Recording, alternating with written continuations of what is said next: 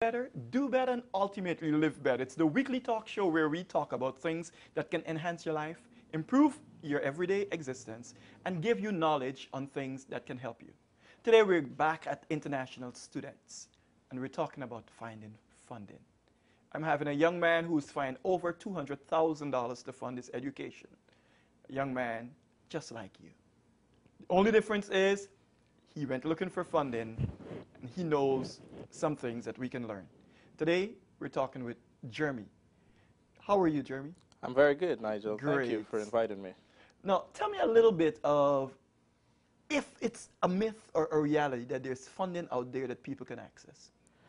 I think it might be a little bit of both. It's a myth because there's funding out there that people don't know about. Okay. But it could be a reality that there may not be enough for everyone that's looking. So okay. it's hard to tell. I was, fortunate to find something. So I can only speak for myself. And that's what we wanted to talk about because you were able to find something. You were able to find funding. And for an international student, you were able to find funding. Yes. And that's where we have this big juxtaposition because a lot of people tell international students and tell people who want to come to school in the United States, it's difficult, you're not going to find money. What can you say to counter that argument? Well, where there's a will, there's a way, right? So that's the first thing. The second thing is you have to be willing to ask for help.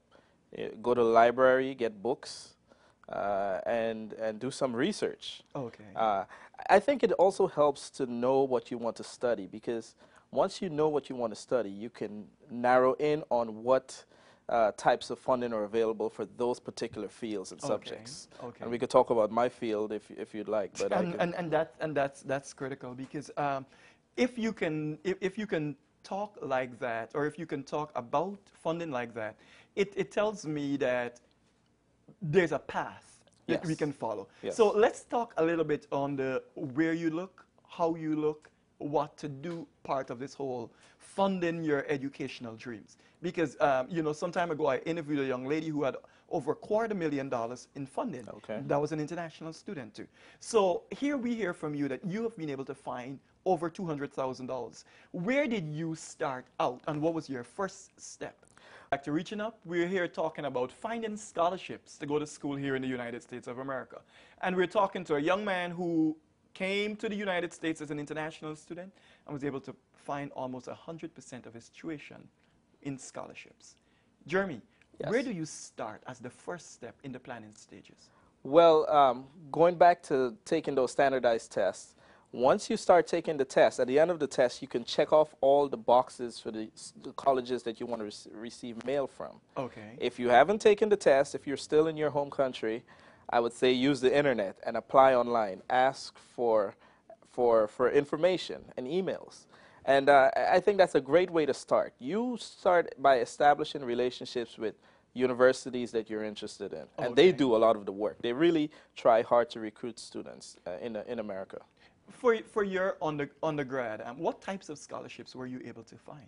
Well, in addition to the scholarship for doing well on the test, I was able to find scholarships for athletics. Okay. I joined the track club. Okay. That gave me $2,000 for a semester. I was able per semester? For that semester that I was in the track club. Yeah. And I decided to focus more on academics after a year. But that was one scholarship. Another scholarship is merit scholarships. Okay. If you do well, yeah.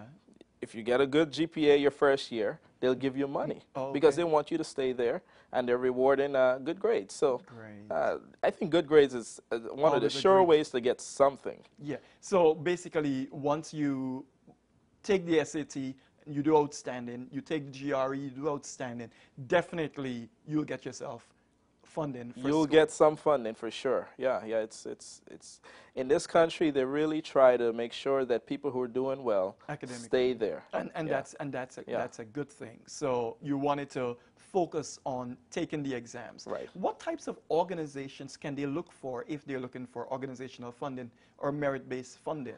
I think NGOs are good, especially for international students. NGO being something like the World Bank, regional banks. I'm from the Caribbean. The Organization of American States is one place. churches or NGOs. So look for your if you attend a church or some sort of civic organization, they may give you a scholarship for being a part of that organization. And professional societies. If you're an engineering major, the engineering society may have money for you. Great, and that's so good to learn. But you got most of your graduate funding as school-based funds. Yes, yes. How does that work? Could you share with us? Yeah, well, the main thing is that once they accept you, they're taking the responsibility for you. Okay. Your advisor gets money from the National Science Foundation, in my case, or big funding agency, government funding agencies. The money they get from applying for grants is used to cover their graduate students and the research itself. Okay. Private industry also provides money. Some of that money, however, is limited to U.S. citizens. Yeah. So from my recollection, most of my money came directly from my advisor. Okay. So your advisor found money for you to go through school. Exactly. Were there any hiccups or were there any roadblocks that you had to deal with, and how did you manage those? In graduate school? Yeah. Not really. Getting in, is, as I said, was 90% of the battle. Getting the good recommendations, Okay. and getting a decent score on the GRE, and of course having a good GPA as an undergrad. I find that a lot of international students who are coming here for graduate school are usually ones that have done well in their home country. And that's so good to know, because a lot of people, they would send me email all the time saying, you know, I am at this college, I graduate in December, or I graduate in May, where should I look, or what should I do? And I say to them all the time, prepare for the GRE, prepare for the TOEFL. Because it's so important that you have the baseline requirements. Yes. But I would also say, again, as I said, establish relationships with the universities themselves. Okay. For graduate school, establish relationships with potential advisors. Okay. So if you want to work with this person who's doing this type of research, email them directly. Yeah. Say, I want to be your student. I've done well in undergrad. I've taken some of the courses. And they will, you know, if they're interested in you, they'll take the responsibility to help you find money or help you get over here. Beautiful. So it's established relationships is important. And that's critical to hear, because throughout all of this time, you're saying, you know what, build for yourself networks. Yeah, absolutely. So the critical thing is networking. Absolutely. What about your personal profile? How can you enhance your profile to make a strong application? Well, it's been many years since I've been in school. So at the time, there was no Facebook, there was no LinkedIn, there was no social networking. But for those students who want to go to school now, you can use that. You can use something like LinkedIn. Okay. And establish networks that way. So at what age did you graduate, Jeremy? I got my PhD at 24. Wow. So you see that? $200,000 at age 24 to pay for school. Yes. And isn't that amazing? To know the day and age in which we can live and the things that we can do. So how did you manage to make your profile so strong that you won these scholarships? What did you do to stand out? Primarily academic excellence. Academic excellence.